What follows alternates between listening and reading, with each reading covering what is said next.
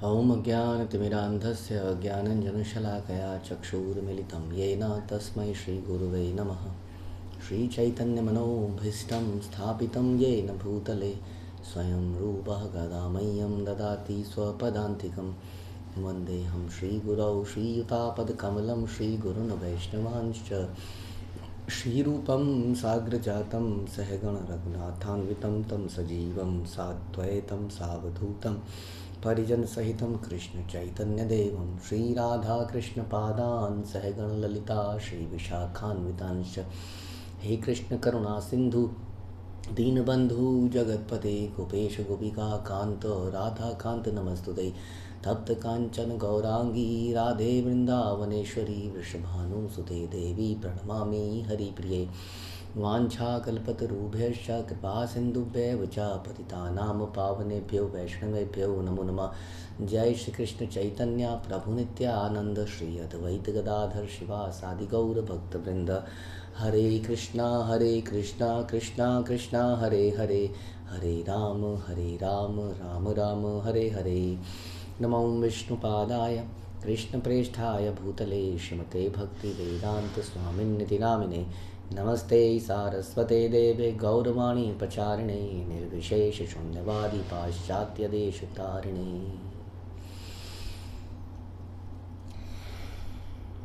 जय जय श्री चैतन्य जयो नित्यानंद जय अद्वैत चंद्र जय गौर भक्तवृंद। जय जय श्री चैतन्य जयो नित्यानंद जय अद्वैत चंद्र जय गौर भक्तवृंद। जय जय श्री चैतन्य जयो नित्यानंद जय अद्वैत चंद्र जय गौर भक्तवृंद। श्री चैतन्य मंगल पौगंड लीला प्रेयर संख्या 257। पंडित श्री सुदर्शन घरे एक दिन परिहास करे प्रभु सतीर्थेर सने। एक दिन श्री सुदर्शन पंडित के घर भगवान गौर अपने सहपाठियों के साथ परिहास कर रहे थे। बंग जेर कथा कहे बड़ई रसाल अति मनोहर हासी आमिया मिशाल। भगवान ने अमृत के समान मधुर एवं मंत्रमुग्ध कर देने वाले हास्य जनक शब्द बोलकर पूर्वी बंगाल की बोली की नकल करी। किसी दूसरी बोली की नकल भगवान ने करी। और कैसे अमृत के समान मधुर एवं मंत्र मुग्ध कर देने वाले हास्य जनक शब्द बोलकर।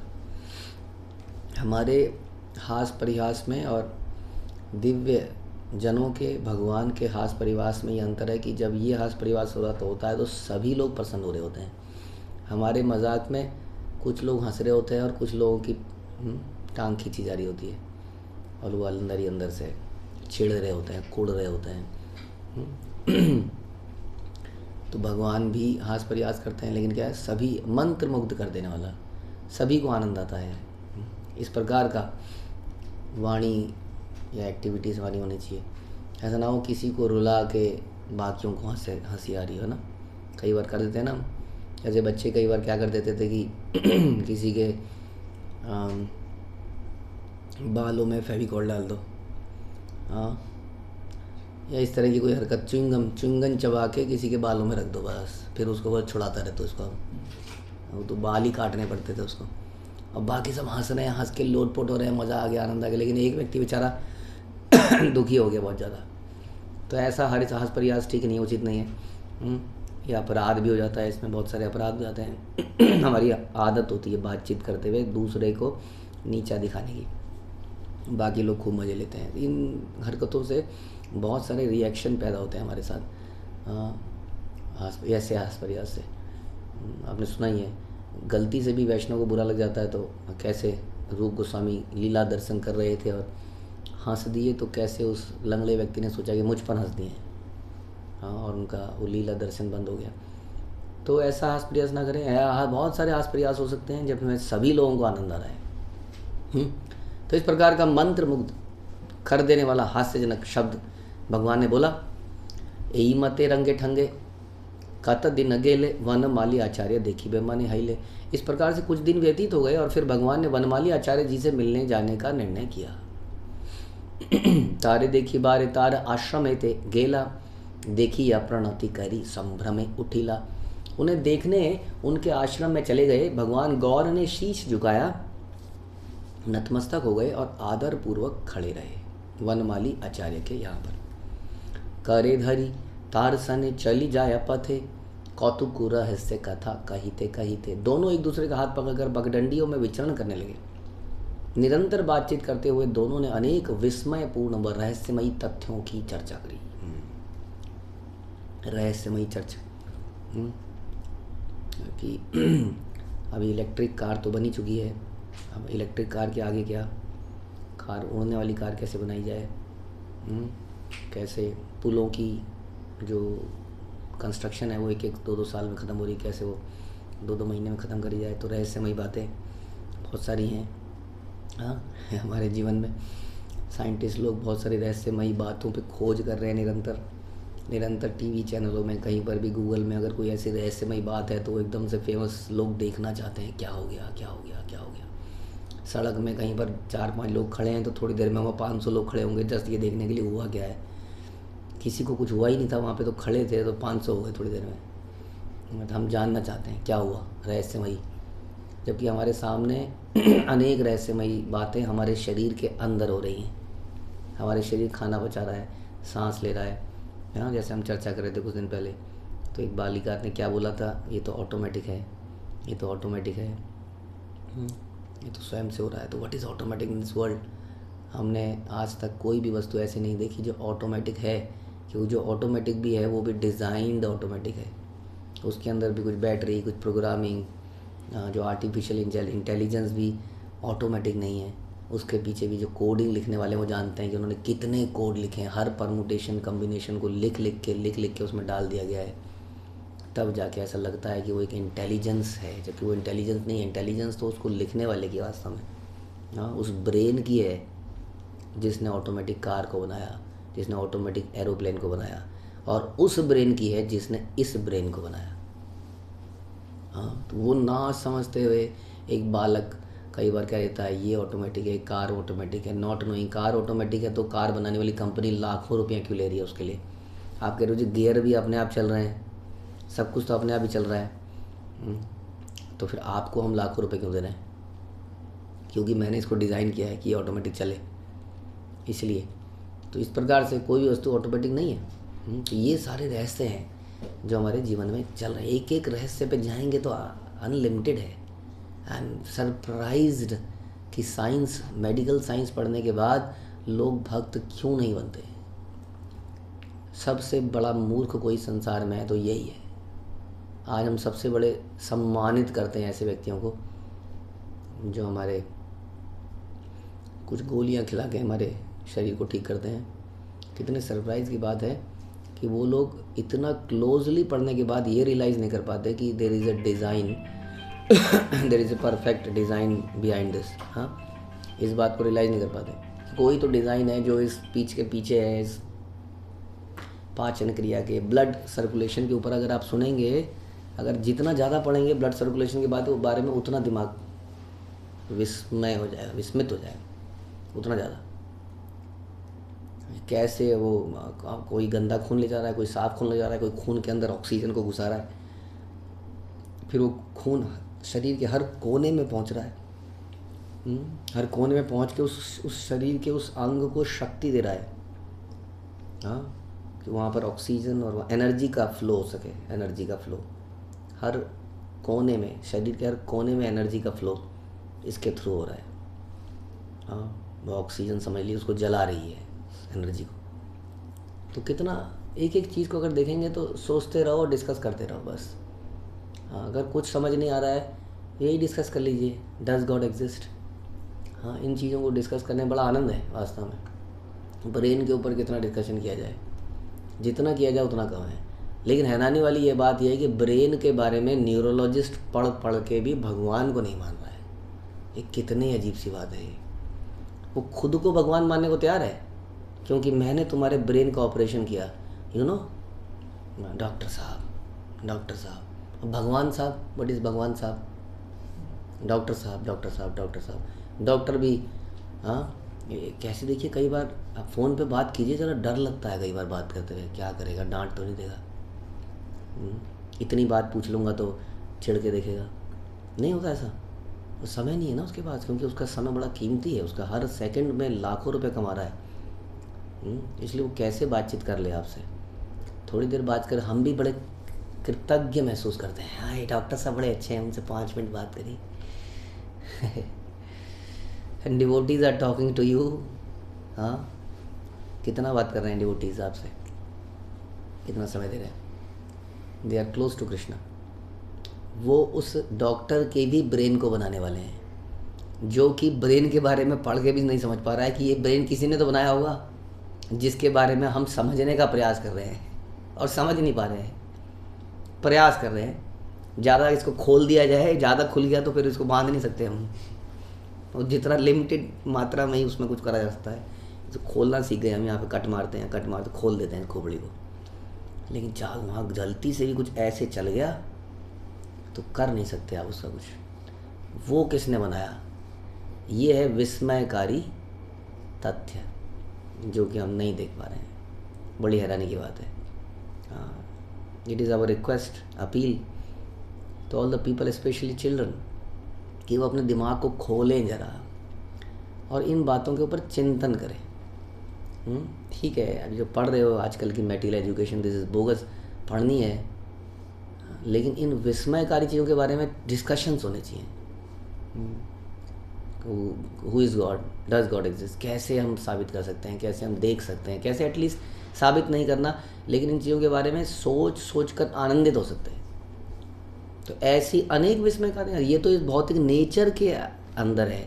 इस नेचर के बियॉन्ड जब हम शास्त्र को पढ़ते हैं, हाँ, तो सुनते हैं वो दूध का सागर है, दही का सागर है। हमने बताया यार, दही का सागर, दूध का सागर, हमने तो नमकीन सागर देखा है आज तक, नमक पानी का सागर। ये सागर भी हैं संसार के अंदर। उसके अंदर बाद में ये वाला लोक है, वहाँ पे लोग उड़ते हैं, अपनी इच्छा से कहीं भी पहुँच जाते हैं। जन लोक, सतलोक, मारलोक, ये सब सारे लोक हैं, हर लोग। इन लोगों के ऊपर वो ब्रह्म ज्योति है, उसके ऊपर वो वैकुंठा है, उस कितनी विस्मयकारी चीज़ें हैं। सच पूछें तो नहीं, हम लोग कितने सूक्ष्म हैं, इतनी और उसके ऊपर कृष्ण प्रेम की जो विस्मयकारी विषय हैं, जो चैतन्य महापुरुष चर्चा करते थे अक्सर, उनके बारे में क्या बोला जाए। तो ऐसे अनेक विस्मयपूर्ण व रहस्यमयी तथ्यों पर भगवान चर्चा कर रहे थे। हेन काले वल्लभ से आचार्य कन्या, रूपे गुणे कुले शीले चित्री जगते धन्या, गंगा स्नाने जाए से ही सखीर सहिते, विश्वंभर हरि तारे देखे आचंबिते। उसी क्षण भगवान विश्वंभर ने अचानक वल्लभाचार्य की सुंदर सद्गुणी साध्वी पुत्री को देखा। एक ऐसी कन्या जो तीनों लोक में सर्वाधिक विख्यात थी और अपनी सखियों से घिरी गंगा नदी के घाट की ओर जा रही थी। अब ये भगवान के जो संगी हैं, ये इटर्नल संगी हैं। सीता मैया ने किसी दूसरे पुरुष को हाथ नहीं लगाने दिया, रावण के यहाँ खाया तक नहीं। लेकिन है ना, वही सीता मैया ने जब शादी से पहले भगवान को देखा, जब भगवान मिथिला में घूम रहे थे, और देखते ही भगवान को देखती रही, और भगवान भी, राम जी उनको देखते ही रहे। ऐसा नहीं है कि लड़के लड़की का अफेयर था, ये तो इटर्नल संगी हैं एक दूसरे के। इस प्रकार सीता ने उस राम को देखा जो राम बनकर एक साधारण मनुष्य की भूमिका निभा रहे थे, और सीता भी एक साधारण स्त्री की भूमिका निभा रही थी। लेकिन दोनों यहाँ पर हमारी शादी होने वाली है, उसके बाद रावण आएगा, पहले से पता है सब। इसी प्रकार से भगवान ने इस साध्वी पुत्री को देखा, वल्लभाचार्य की, जो कि उनकी इटर्नल संगी है। एक दृष्टि चाहे प्रभु विस्मित नयन, देखी अजा नीला तारे जन्मेरा कारण। भगवान ने उन पर चितवन डाली व मुस्कुराए। उसी से भगवान के विचारों में एक भावना उत्पन्न हुई। लक्ष्मी ठाकुराणी ताहा इंगिते भुजीला, प्रभु पाद पद्म धूली शिरे नहीं छिरे करी नीला। भगवान गौर उस कन्या जो स्वयं देवी लक्ष्मी थी के उस चितवन द्वारा दिए गए संकेत को समझ गए। कौन थी? स्वयं देवी लक्ष्मी थी। देवी लक्ष्मी ने अपने विचारों में, अर्थात अपने मन में, भगवान गौर के चरण कमल अपने शीश पर रखे। आचार्य से वनमाली बड़ा ही चतुर, बुझिल अंतर कथा प्रेमेरा अंकुर। अत्यंत बुद्धिमान वनमाली आचार्य ने तुरंत जान लिया कि क्या हुआ इतने दिन में ही। तभी उनके हृदय में एक गोपनीय विचार उत्पन्न हुआ। क्या गोपनीय विचार उत्पन्न हुआ? आर दिन वनमाली आचार्य आपने, आनंद हृदय गेला सचिर भवने। दूसरे दिन प्रसन्नचित वनमाली आचार्य सची देवी के घर गए। तो समझ में आ गया क्या करना है। दोनों का विवाह हो जाना चाहिए। They are looking each other, they are looking at, कहते हैं ना, इस तरह से कुछ बोलते हैं, देखने मात्र से। अभी तो पहले कुछ डेट्स होंगी, 50, 100, हम एक दूसरे को पहचान रहे हैं। 4 साल हो गए, शादी करेंगे, अभी हम पहचान रहे हैं एक दूसरे को। और इतनी सालों तक पहचानने के बाद शादी होती है, उसके बाद पहचान पता नहीं क्यों समाप्त हो जाती है। क्योंकि लाइफ का पर्पस कुछ और हो चुका है। Enjoying the senses of each other has become the prime purpose. लेकिन यहाँ तो एक दिव्य संग था, होना था, तो बड़े इस बात को समझकर वनमाली आचार्य सची देवी के घर में गए। अब हमें बड़ों को इन्वॉल्व कर लेना चाहिए। हाँ, हासिया प्रणाम कैला सचिर चरणे, प्रणति करिया कहे मधुर वचने। मुस्कुराते हुए उन्होंने सची देवी के चरण कमलों में अपना शीश झुकाया और मधुर ढंग से कहा, तुम्हारे पुत्र योग्य आछे एक कन्या, रूपे गुणे शीले से ही त्रिजगते धन्या। मैं एक ऐसी लड़की को जानता हूँ जो अपने आपके पुत्र के लिए अत्यंत उपयुक्त है। वह सुंदर, सद्गुणी और साध्वी है।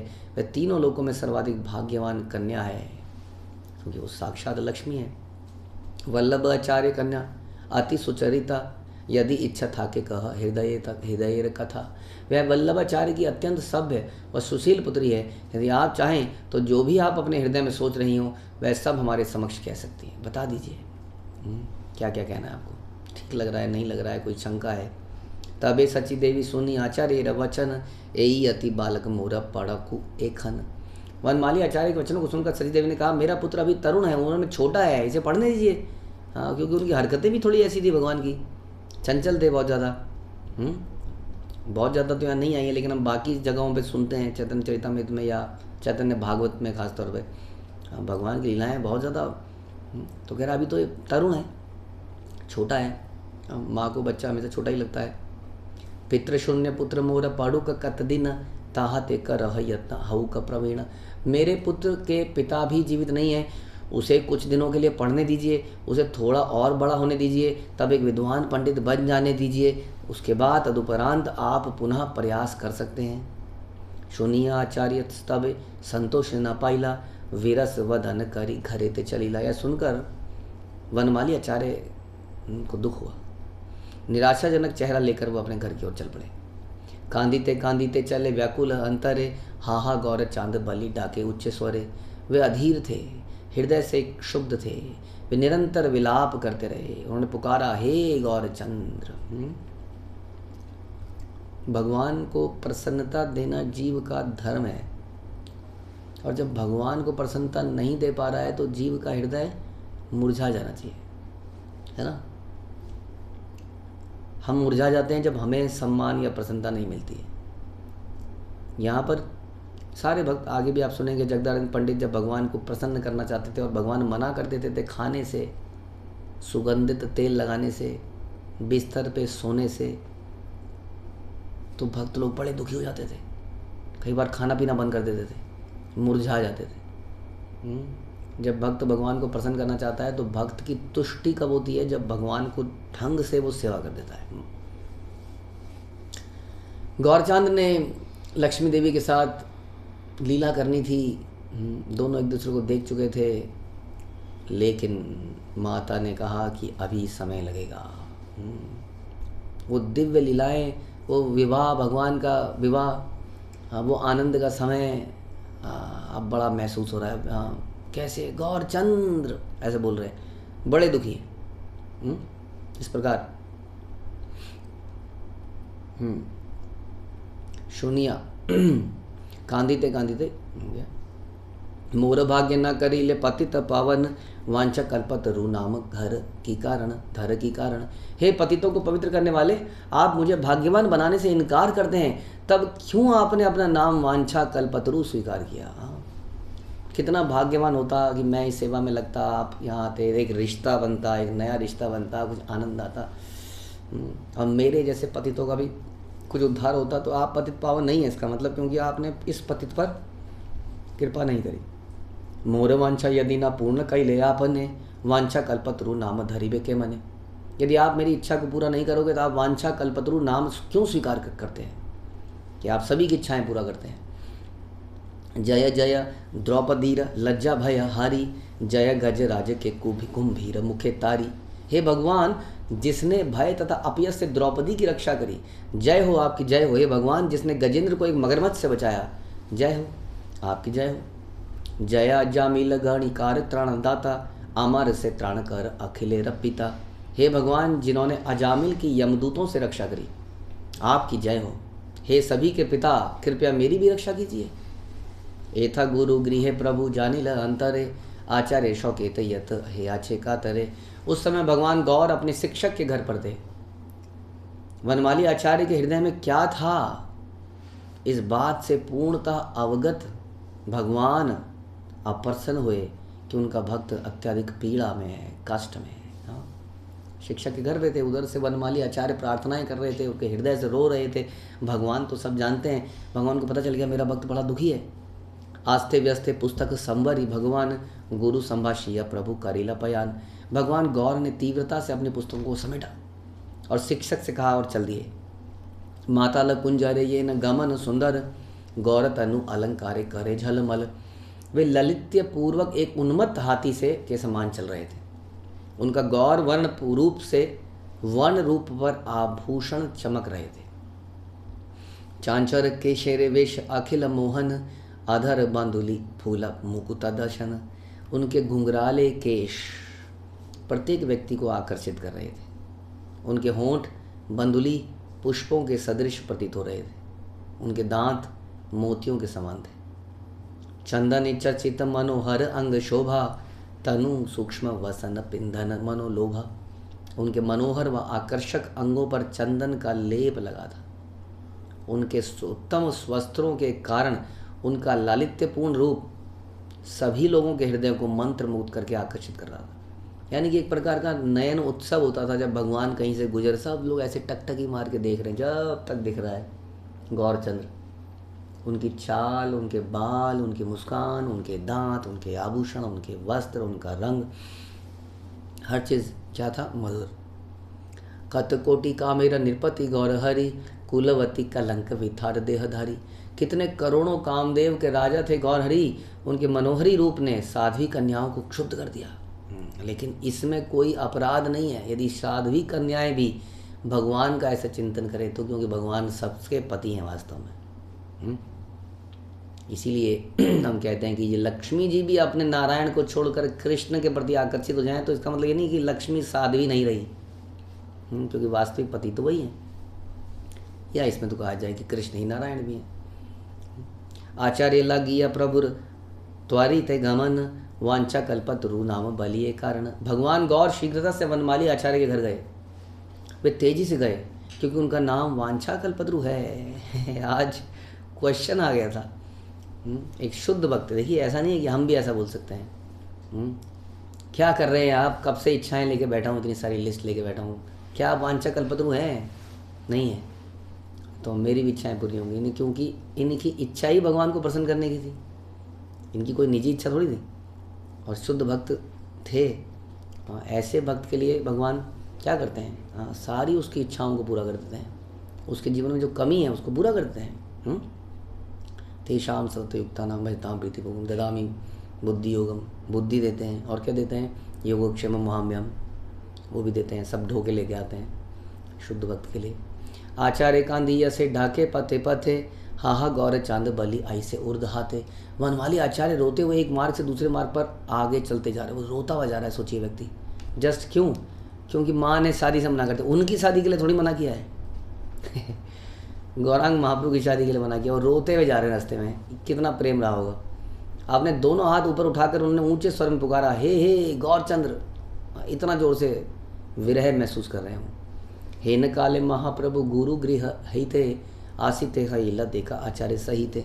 उसी समय भगवान गौर अपने शिक्षक के घर से वहाँ पहुँच गए। चलते उन्होंने अचानक से वनमाली आचार्य को देखा। वो पागलों की तरह रोता हुआ जा रहा है, चिल्लाता हुआ जा रहा है, गौर गौर। आचार्य पड़ीला पाए दंडवत हैया, तुली लेना महाप्रभु हंसिया हंसिया।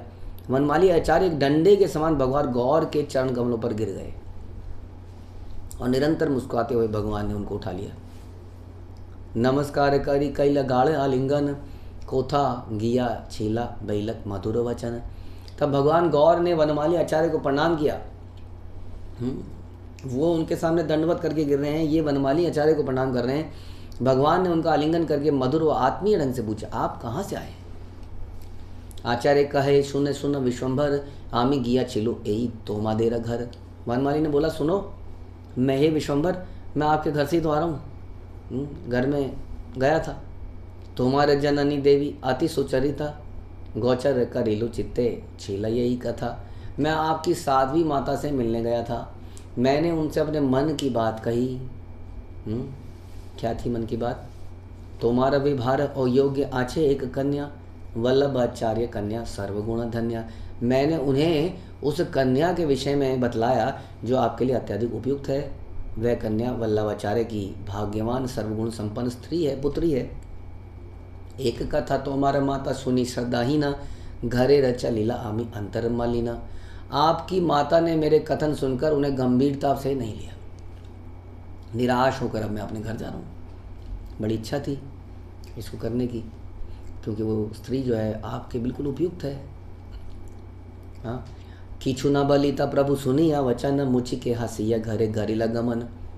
भगवान कुछ बोले नहीं, वह अपनी विनोद प्रिय मुस्कान सहित अपने घर लौट आए। भगवान के चेहरे पे हमेशा ये मुस्कान बनी रहती है। Is all auspicious, all blissful, reservoir of all pleasure is Ram. इसलिए उनके मुस्कान हमेशा बनी रहती है। उसी मुस्कान के साथ वो अपने घर चले गए। से चातुरी लावण्य मधुर मंदहासी, हेरी आचार्य मने हैला अभिलाषी। भगवान की विवेकपूर्ण, ललित्यपूर्ण, मधुर व सौम्य मुस्कान को देखकर वनमाली जी जान गए कि उनकी आकांक्षा पूर्ण होगी। समझ गए अभी भगवान जरूर कुछ करेंगे। आए क्यों है, नहीं तो मेरे से मिलने आए ना।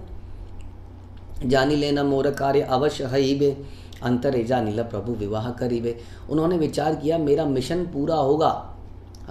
प्रयोजन, क्या प्रयोजन है?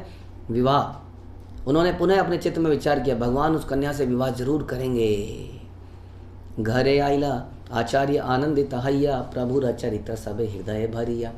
वनमाली आचार्य प्रसन्नता पूर्वक अपने घर लौट आए। वे अपने चित्त में भगवान गौर की लीलाओं का चिंतन करते रहे। घरे आसी जननीरा बैल विश्वम्भर, वनमाली आचार्य हिरद की दिला उत्तर। भगवान गौर ने अपने घर वापस लौटकर अपनी माता से पूछा, आपने वनमाली आचार्य से क्या कहा? विमना देखिला आमी तारे पथे जाइते, संभाषे न पाइलो सुख आचार्य सहिते। मैं उन्हें सड़क पर मिला था, वो बड़े अप्रसन्न थे, दुखी थे, रो रहे थे, चिल्ला रहे थे। मैं अपने वचनों से भी उन्हें प्रसन्न नहीं कर पाया, इतने ज़्यादा दुखी थे। तार असंतोष के ने करी या चितुमी, विमा न देखिया चिते दुख पाइलो आमी। आपने उन्हें इतना अप्रसन्न क्यों कर दिया माता? उनकी उदासी देखकर मैं भी दुखी हो गया हूँ। सुनिया पुत्रे रवाणी व सची सुचतुरा, इंगिते बुझिया हिला हृदय सत्वरा। भगवान के वचन सुनकर बुद्धिमान सची माता एक बार में ही तुरंत भगवान के संकेत को समझ गई। करना क्या है? शादी हो जानी चाहिए। त्वरा ए मनुष्य गेला आचार्य अनिवार्य, संवाद सुनिया ते हो आइला सत्वरे। तुरंत ही उन्होंने वनमाली आचार्य जी को लाने के लिए एक संदेश भाग भेज दिया। दूत के शब्द सुनते ही वनमाली आचार्य तुरंत वहाँ पर आ गए। वो तो पहले ही से सोच रहे थे अब तो कुछ होने ही वाला है, अब हो ही जाएगा, भगवान खुद ही जब करेंगे कैसे नहीं होगा। और भगवान के भक्त इसलिए कहते हैं कि भगवान की अगर हम माता पिता भी बन जाते हैं तो रहते भगवान के सर्वेंट ही हैं। भगवान के सखा भी बन जाते हैं तो सर्वेंट ही रहते हैं। इसलिए माता पिता का भी उद्देश्य यही होता है कैसे इस भगवान को संतुष्ट करें। नंद बाबा, यशोदा, वरना इतना बड़ा डिसीजन कि इंद्र की पूजा ना करी जाए, बदले में पहाड़ की पूजा करी जाए। पाथर पूजे हरी मिले तो मैं पूजूँ पहाड़। पहाड़ की पूजा तो पहले ही हो गई थी। क्या ये गलत हो गया ये सारा श्लोक? तो ये क्यों किया उन्होंने? क्योंकि कृष्ण की ऐसी इच्छा थी। तो इसलिए कृष्ण की इच्छा पूरा करने के लिए उन्होंने इतना बड़ा स्टेप ले लिया। वाकई में बहुत बड़ा स्टेप था ये। सोच के देखिए, हम लोग अभी सालों से अपने भक्तों को ये कहने का प्रचार करते हैं कि देवी देवताओं की पूजा छोटी बुद्धि वाले मूर्ख लोग करते हैं। भगवान गीता में कहते हैं, फिर भी लोग मानते नहीं है इस बात को। ऐसा कैसे प्रभु जी, ऐसा कैसे? उनका अनादर करते हैं प्रभु जी, उनको छोड़ दें प्रभु जी, ये करते हैं प्रभु जी। सालों साल लग जाते हैं इस बात को, हटती नहीं है लेकिन ये बात। लेकिन वो बालक ने पिद्दे से बालक ने बोल दिया तो सबने कर दिया। और उसके बाद हो भी गया। हमारे साथ तो मुझे लगता नहीं किसी के साथ ऐसा हो कि देवी ने आके त्रिशूल मारा हो कि मेरा व्रत नहीं रखता। हमने तो नहीं सुना ऐसा अब तक जिन्होंने भी छोड़ा। लेकिन वहाँ तो इंद्र आ ही गए, वो कर ही दी वहाँ पर पूरा तहस नहस। तो कितना बड़ा डिसीजन था ये बच्चे के लिए। हाँ, तो भगवान को प्रसन्न करने के लिए भक्त या गुरु परंपरा को प्रसन्न करने के लिए भक्त ऐसा जीते हैं, इस प्रकार करते हैं। जो साधारणतः इलॉजिकल लगता है उसको भक्त लोग करना चाहते हैं। सची माता ने भी यही सोचा, ठीक है सयाना है या क्या है, हाँ अल्टीमेटली इसको प्रसन्न करना ही जीवन का उद्देश्य है। तो वनमाली आचार्य को बिलियन लाने के लिए एक संदेश वाक को भेज दिया। वो तुरंत वहाँ पे आ गए। आनंदे पूरी ते तनु गद गद हैया, सची काछे उपनीत प्रणत हैया। उनका शरीर आनंद से आप्लावित हो गया और उनके शब्द अवरुद्ध हो गए। वे सची माता के समक्ष नतमस्तक हो गए। दंडवत करी लैला चरण रधूली की कारण आज्ञा मोरे करिला ईश्वरी। उन्होंने दंड के समान नीचे गिरकर सची माता की चरण धूलि का स्पर्श किया। उन्होंने कहा, हे देवी आपने मुझे क्यों बुलाया है, समझ तो गए हैं क्यों बुलाया है, लेकिन फिर भी सुचि सची देवी तबे आचार्य वचन आदर करिय ताहे कहे न तखन। आपने मुझसे जो भी पहले बोला था आप उसके लिए व्यवस्था कर सकते हैं। हरि बोल। सब लोगों को प्रसन्न करने के लिए, ये देखिए, सब लोगों को प्रसन्न करने के लिए मैं विश्वम्बर का विवाह करने की अनुमति देती हूँ। जब सब लोग इतने प्रसन्न हैं, इतने एक्साइटेड हैं, अब मैं ही क्यों बीच में पढ़ूँ। लेट इट बी, होना ही चाहिए। भगवान स्वयं भी चाह रहे हैं, सारे भक्त लोग भी चाह रहे हैं, तो ऐसा हो ही जाना चाहिए। हाँ, कृष्ण भी चाह रहे हैं, उनके सखा भी चाह रहे हैं कि गोवर्धन की पूजा होनी चाहिए, तो गोवर्धन की पूजा कर ही लेते हैं फिर। मतलब कैसे करें, कहीं पे लिखा ही नहीं है अब तक। पहाड़ की पूजा वास्तव में नहीं लिखी थी शास्त्रों में, पहाड़ की पूजा तो भगवान ने बताया फिर। धर्म तो साक्षात भगवतमणि था। भगवान ने बताया ऐसे करिए, प्रसाद बनाइए, इनको भोग लगाइए, इनकी परिक्रमा कीजिए, यही इनकी पूजा है। तो वो पूजा की विधि उसके बाद बन गई। इसी तरह से यहाँ बोल रहे हैं, जब सारे भक्त यही चाह रहे हैं, हाँ, और आप इतने दुखी हो गए हैं, तो फिर मैं बीच में क्या हूँ। भगवान ही तो हैं, क्या बच्चा और क्या बालक, क्या बड़ा। हाँ, कब तो सेटल होगा, इसलिए हम अक्सर कहते हैं कब ये सेटल होगा। हमारे ज़माने में बच्चा 1-2 साल में चलने लगता था। आजकल लोग, बच्चा अपने पैरों पे खड़ा ही नहीं हो पाता है 30 साल तक। कहता मैं अभी अपने पैरों पे तो खड़ा हो जाऊँ। तो किसके पैरों पे खड़ा है पता नहीं। और कब पैरों पे खड़ा होगा। वो कहता है 4 पैरों पे जब मैं खड़ा हो जाऊँ। जब मैं 4 पैरों पे खड़ा हो जाऊँगा, जब कार आ जाएगी, उसके बाद घर में एक और आएगी, उसको बैठाऊँगा कैसे, नहीं तो हाँ, क्योंकि दम ही नहीं है पैरों में, कहाँ उठाएगा बेचारा, उठा ही नहीं पाएगा, तो उसको कार चाहिए साथ में एक। तो ऐसा तो नहीं था। सची माता ने कहा अभी पढ़ रहा है, कोई बात नहीं, नो प्रॉब्लम। तो वास्तव में एक अलग डिस्कशन है, बट अर्ली उम्र में शादी करना प्रभुपाद ने बताया, क्योंकि अदरवाइज़ आदमी का मन बड़ा विचलित हो जाता है, गलत विचारों में चला जाता है, गलत रास्तों में चला जाता है। हाँ, विवाह जल्दी होके संतान भी जल्दी हो जाए अगर, तो आदमी समय पर फ्री हो जाता है अपने टोटली भक्ति में डिवोट करने के लिए। नहीं तो शरीर ढल चुका होता है, तब तक वो बच्चों को ही पाल रहा होता है, बड़ा मुश्किल हो जाती है उसके लिए। एटलीस्ट अंतिम समय में ही तो कुछ साल के, 50 साल के बाद तो कम से कम टोटली भक्ति में लग पाए, उसके पहले भी लगना चाहिए। तो एनीवे, अब ये बहुत जश्न का समय आने वाला है। भगवान गौर सुंदर की का विवाह होने वाला है। सची माता ने सहमति दे दी है, घर में तैयारियां शुरू हो गई हैं। आप भी अपने अपने घरों में तैयारी कीजिए और अगले प्रवचन का इंतज़ार कीजिए। हरे कृष्णा। श्रील प्रभुपाद की जय, श्री चैतन्य मंगल की जय, श्री लोचन दास ठाकुर की जय।